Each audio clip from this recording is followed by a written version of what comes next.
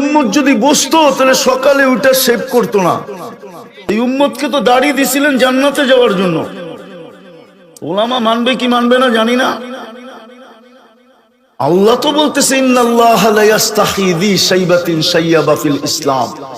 যেই উম্মতে মুহাম্মাদীকে আমি দাড়ি দিলাম আর ও একটা দাড়ি ইসলাম অবস্থায় উম্মত অবস্থায় পাকায় আমার কাছে আসলো, ওর দাড়ি দেখে আমি লজ্জা পাওয়া যাব, শাস্তি দিব না।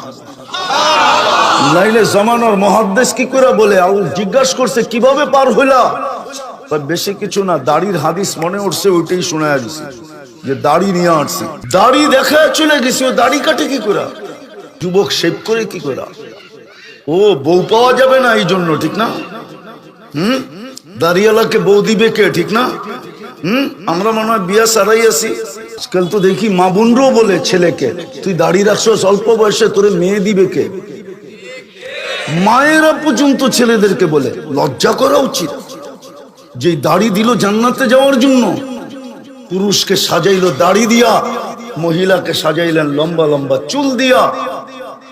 বিদায় আসেন, তওবা করি। করবেন তওবা?